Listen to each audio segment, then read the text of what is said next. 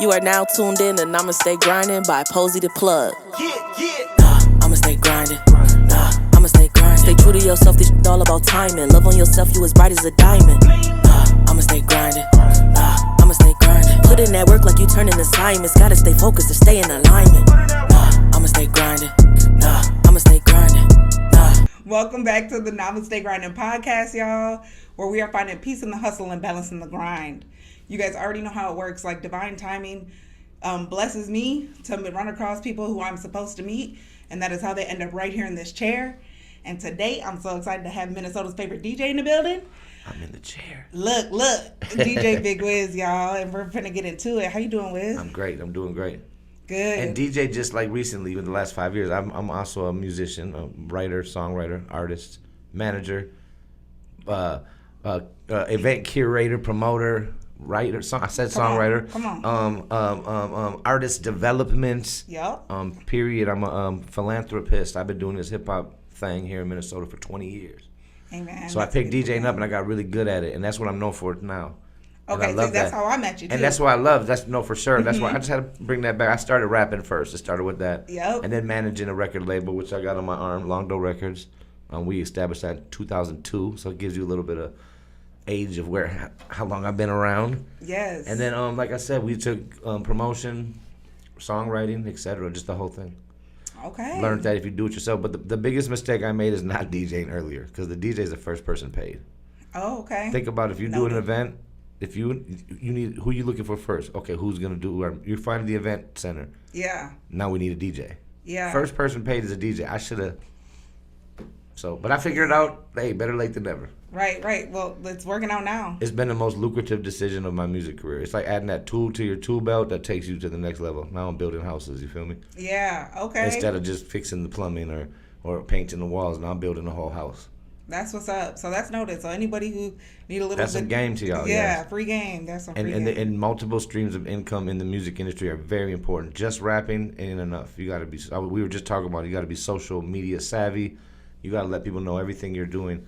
But multiple streams of income are very important. If that's one piece of game you can get from this. Yeah. Now let's stay grinding. You feel me? Yeah, you got to keep grinding. You got to keep grinding, man. Sleep when we dead. I mean, you got to get rest. Rest is essential, but not too much. Don't be hugging up your pillow. Yeah. I feel that most definitely. And just even with the namaste and the finding the peace, it is most like finding peace in your mind. Because life be lifing. And we're supposed to be still out here hustling, grinding. Like you're still doing so many things, juggling so much. All those titles, all that legacy that you left right there. Right. You know, and then life happens in between that. And it's like, how do we find... Life never stops life. Look. And then, so that's the gag. Because the gag is that it never ends. No, for sure. And what you just said, I want to go off that. If you can train your mind to change for the better, or just control your mind and your thoughts, control your emotions, that's the most powerful thing a human can do. Yeah. You know, they're pretty much... I seen some... I can't remember what she said. It's kind of like let them. If somebody doesn't invite you to the party, let them. If somebody doesn't call you and check on you, let them. If somebody, you know what I mean, just let them do them, and then that kind of shows you who they really are, you know, and what they would rather do. Yeah, and also too, that's so funny that you bring that up. Earlier, I was thinking, you can't rob anyone of their human experience. Mm-hmm. Like my older sister always says it. She's like, I'm not perfect. I'm just here, you know, and we're each on our own journey. So we can't hold anybody accountable or to any kind of standard or any kind of expectation and then be upset when they don't come through. And it's almost like we have to release the idea that we have control over people's actions. The only thing we really control is us and our emotions. Absolutely. So it's like I'm having my own human experience and I'm learning from this too. And if you expect somebody to have your same like morals and values and just be... It's impossible. You can't. Nobody can think how you think. Yeah. Nobody can. You know what I mean? Like that's something we get caught up in. It's like, oh, he doesn't go to bed at 8:00, and he like my family still be shook when I'm telling my mom I get home from work at 5-6 a.m. Mm-hmm. It's I'm like, Mom, it's been 20 years. Like, yeah, it's just I'm a vampire. That's my hours of operation is then. Yeah. I don't get up at 9 a.m. and which I don't knock that either. I did that. I did the 9 to 5 grind. Mm-hmm. But I'm more of a night owl. I'm more of that night creature. I get my money at night. But you got to hustle in the daytime, and you got to set the meetings up and do stuff. But people you can't expect people to have your expectations. Once you do that, that's when you're instantly going to be disappointed. Yeah. Instant disappointment. ultimately, my dad, I always quote him throughout the podcast because I am his legacy, you know? Absolutely. And he would always, like, his life saying is, it is what it is. And he was 80 years old when he passed away. He'd be 85, 86 today. Today? Well, not today, next month. But Oh, so he's a Leo? Ultimately, yeah. So just, Big it is Leo. Big Leo life. I'm a Cancer. I feel you. But just it is what it is, and it's so simple. And I think we just, in our human experience, we don't have to make things harder than what they are. We don't have to. This is just temporary. Everything is temporary, and we don't own anything. People, expectations, and just letting go of the idea that we have control or whatever. I feel like in my heart we were just supposed to get up and do what we were supposed to do. Facts. And give God something to work with, and then the rest it is what it is. Not the worrying about shit, like you said. I seen a quote on Instagram. I love and hate the internet for both same reasons. I love it because you get great quotes and great inspiration. I hate it because it's oversaturated with so much bullshit. But I got a quote the other day that said, if something's not going to matter in 5 years, don't give it more than 5 minutes. For real. For you know real. What I mean? And lately I've been tested in life too, where I've had to like really do that. And I said expectations and just really thinking that somebody should treat me a certain type of way. Yo, and then sis, and then oh, like God. Because I had that expectation, but that's when I had that realization, like, this is a human experience. You owe yourself to do life. You don't owe me nothing. You owe nothing to no man but to love them out here. And you could do that. People do that to the best of their ability. Facts. Not to my expectation, right? So it was just really humbling for me, and I was like, okay, I gotta let it go, and I gotta keep on grinding. I'm gonna stay grinding. Man, I love the concept. I could stay focused on this. I could let it eat me up, but nah. And so, like, I used to dwell on it and let it eat me up, everything. But ever since my situation that we're gonna talk about, my condition that recently happened, I just think different. Everything is transparent. Everything's on the wood. I put everything on the table now. Yeah. I just say it how it is, how I feel. I don't hold back. I have my expectations. I have my boundaries. And if you don't want to walk on my, if you don't want to walk with me, that's fine. But that doesn't mean I got to walk with you. I don't have to rock with you either. You know what I mean? In life. And not you in general. I'm just talking about, No.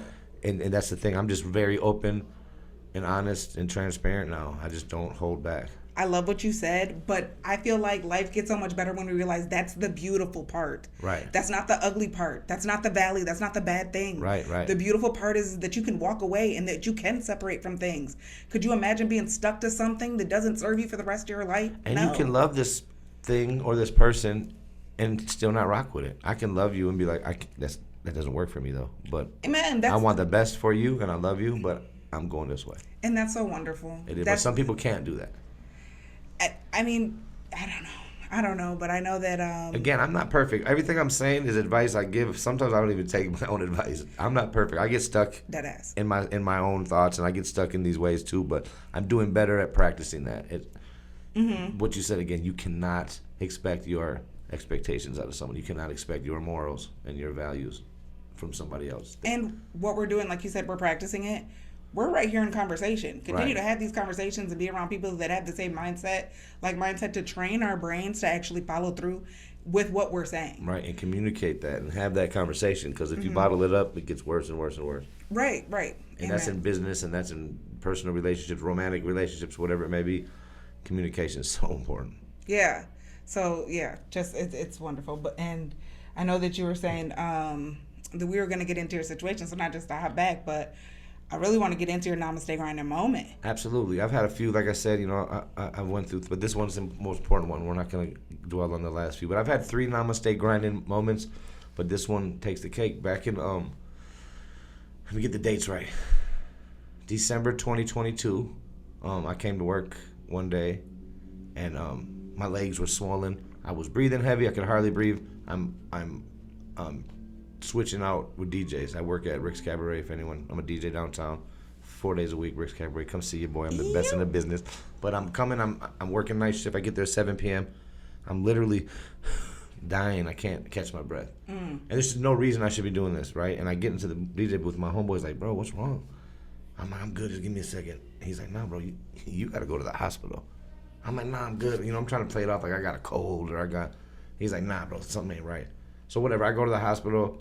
I got misdiagnosed. They told me I had like bronchitis and or possibly a blood clot, and they did these tests, whatever. So I come back the next week. I'm working a Saturday, same thing. I'm working, and I'm just fucking swelled up, like in pain. My legs are super swelled, like unbelievable. Like if I could tell the pain, like sunburn, like the worst sunburn, or like the worst, like a infection to the touch, like in super pain. I can hardly put shoes on my feet. Because right? I was not even gonna lie. I was like, No, I don't know what a sunburn but feels I like. put that out there because knowing that not everyone gets sunburned. I do. Look at this fair skin. I'm a fucking get burned, okay? sunburn. But so it's like, or an infection, you know, and like just to the touch, like a bad infection, super painful. And I'm at work, and my manager comes in, and he's like, "Yo, Wiz, how you doing?" I'm always like, "Yo, I'm good." I look at him like, "Man, I don't know, I'm not good." He looks at me like, "Oh, you got to go to the hospital. This is twice in a week now." So I go to this different emergency room, and they diagnose me with congestive heart failure. I lose it. I'm by myself at the hospital. I just lose it mentally. I don't know what that means. Heart failure, I'm thinking heart attack. Instantly, I'm thinking I'm out of here. You know what I mean? Mm-hmm. This is December 18th, so this is right around Christmas that year. Time passes. I stay out. I have to leave work. I can't work now. I'm out of job from December to April that year. So April 6th. So through December to April, I'm going through the most pain and agony. I'm a stubborn Leo, so I'm trying to do the like holistic healing, because I'm kind of against big pharma at the moment because of the whole COVID shit that's going on. I mean, that's a whole different story too. Mm-hmm. I'm just really confused with the medical procedures that are going on in our world at that time. Feel you. So I'm trying to do like the Dr. CB. I'm doing sea moss. I'm doing like healthy organic vegetables, all that, but it's just not getting better. I got a personal doctor coming to my house, like doing like training with me, and we're trying to figure it out. Can't do it. And then finally I get to a point where like my private area, you know, got so swollen, I had to go to the hospital. And my nurse is funny, like, men will have their arm hanging off, they'll be bleeding, but once something down there goes wrong, they straight in the hospital. So facts, I go to the hospital, and they're like, "Yo, you have congestive heart failure at a rapid pace, and you're 100 pounds overweight with water, and the water keeps." So what congestive heart failure is your heart's kind of overworking. What I got out of it.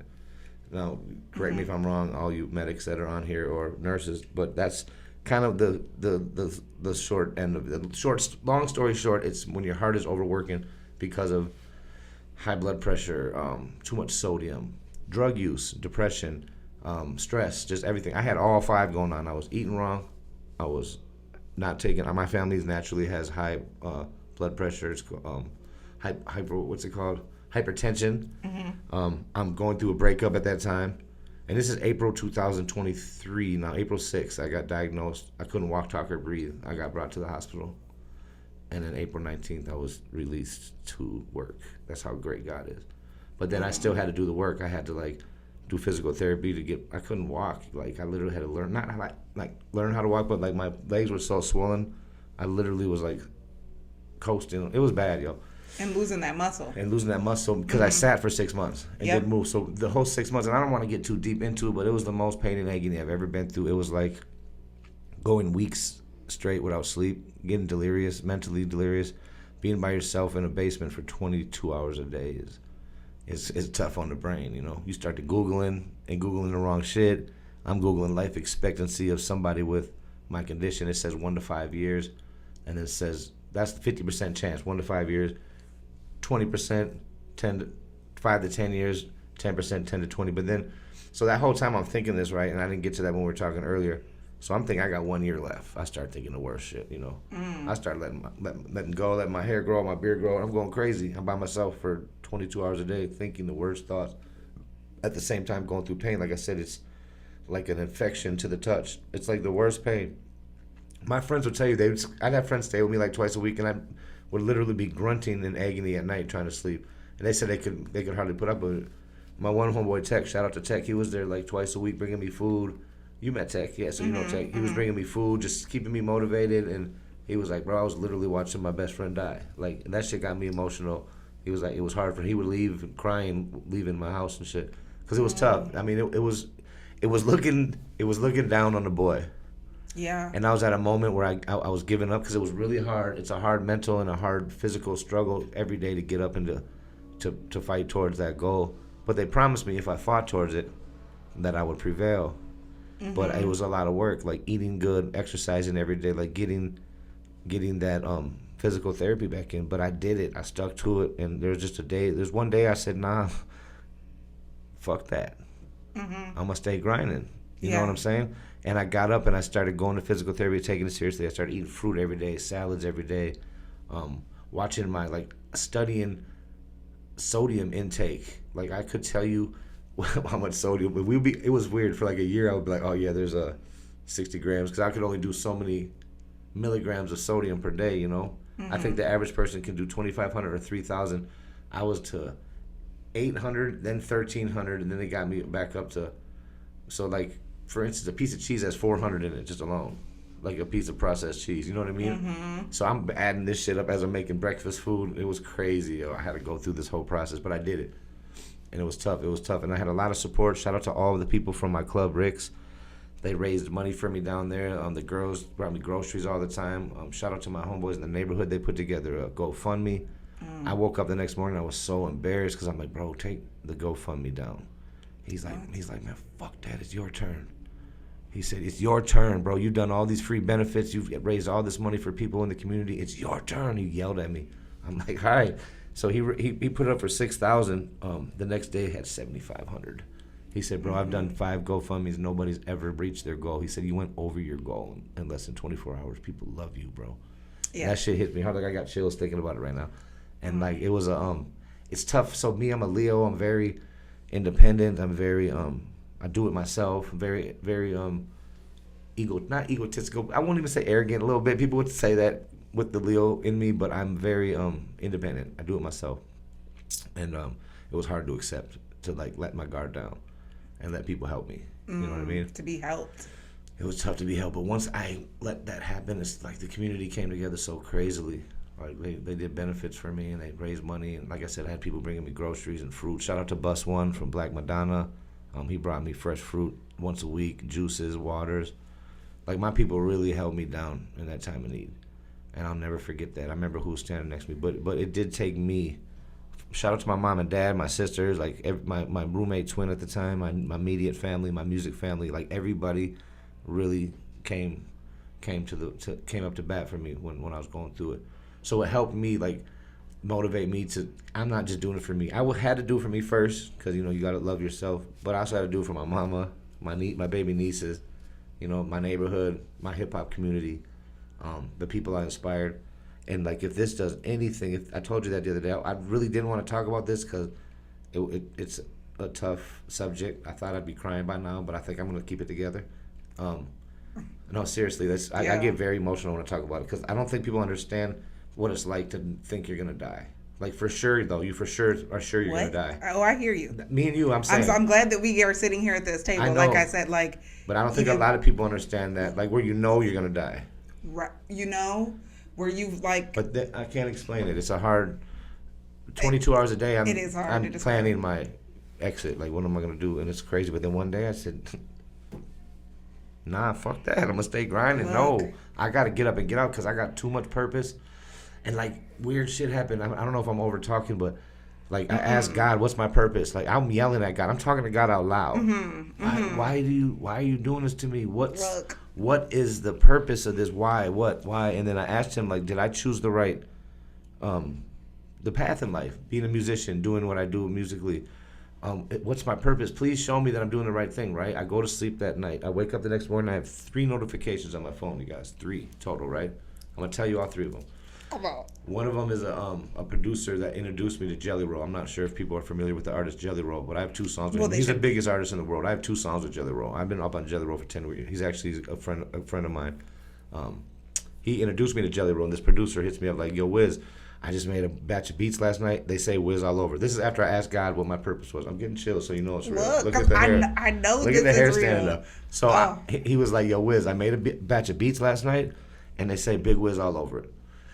Second, these are all text messages too. Second text message was Mike DeMarter, who is my best friend, business partner, somebody I've been rocking with for 20 years. He goes, yo, I found this song from 2014. It's dope as hell. Can I release it?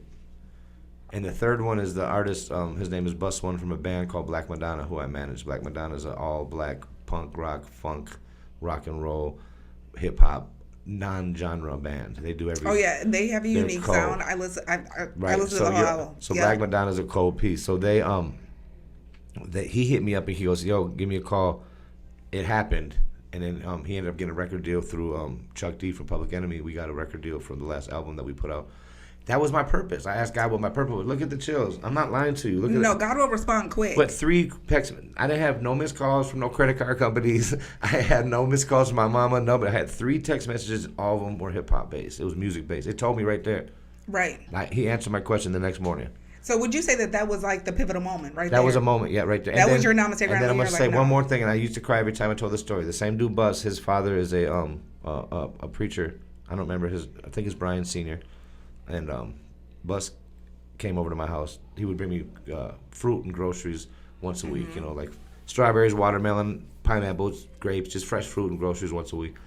And he was like, "I want to pray on you today."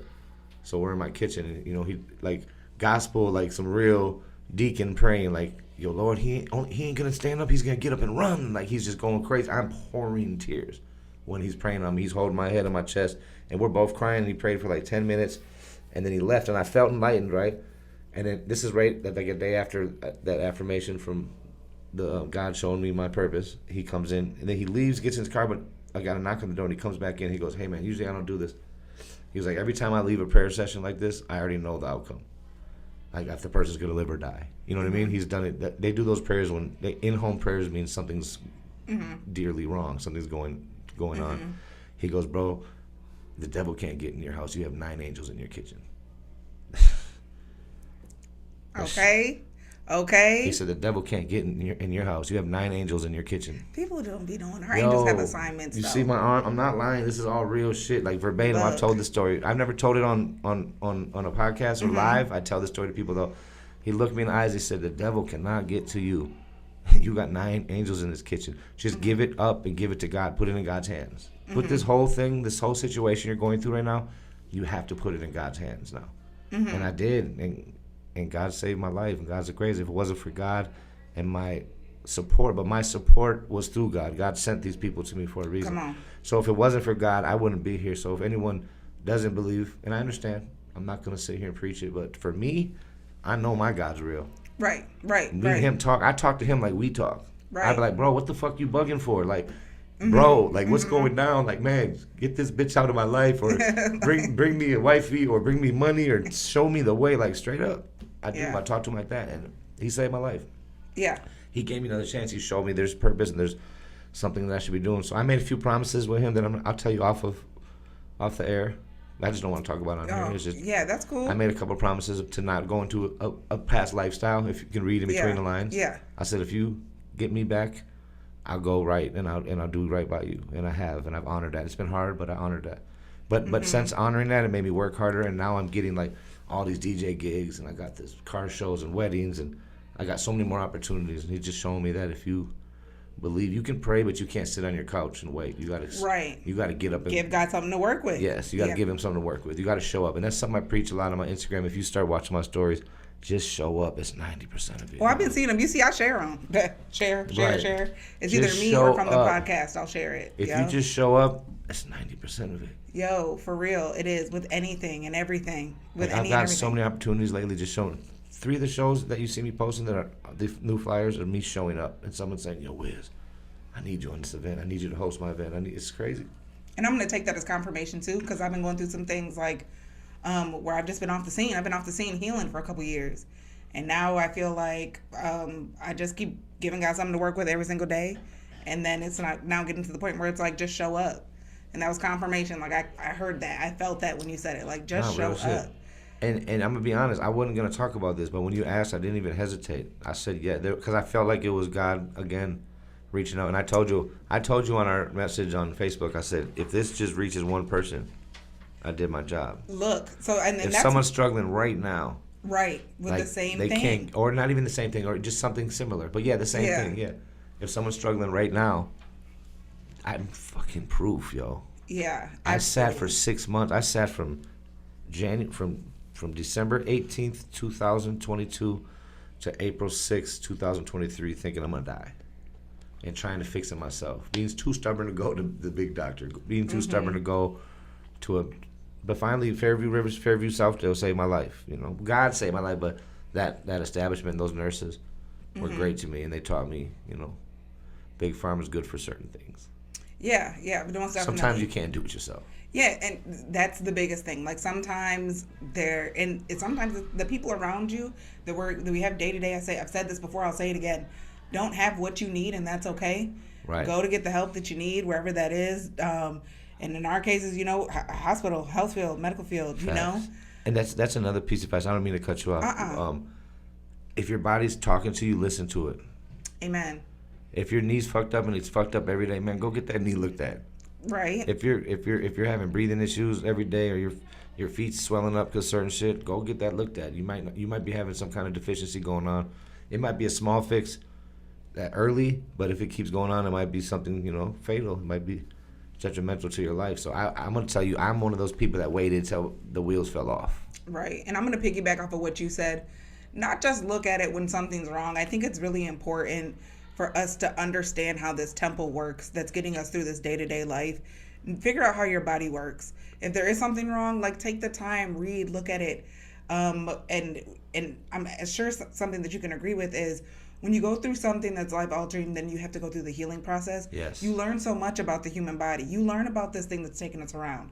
And that has definitely been something that had been on my mind. And I also wanted to touch base on you when you were talking about that time in the hospital that you had, and you were like, oh my gosh, what is what is my purpose? What is it? I heard one time on a podcast or a reel or something like that, and the man was explaining that the last thing that you want to do is be staring at the ghost of your woulda, coulda, shoulda beens in life that you haven't been doing. Right. For me personally, I woke up paralyzed. I could not move my legs. The scariest thing, and all I could think was I didn't run. I didn't know. They said I wasn't going to live, and then they said I wasn't going to walk, and I was like, I didn't even run. I didn't get a chance to run. Right.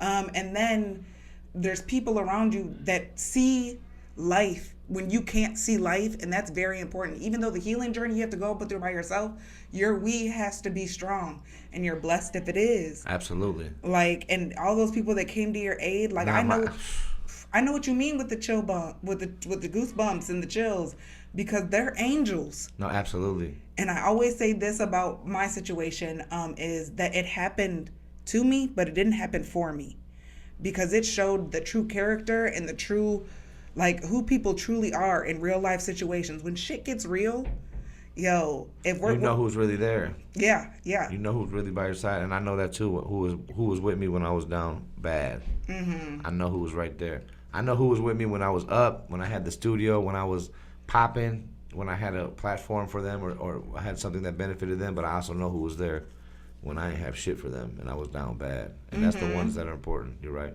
Yeah. And then even just knowing that God will make a way, think about it being sat down, broken down, body broken down, and the blessings are coming to you.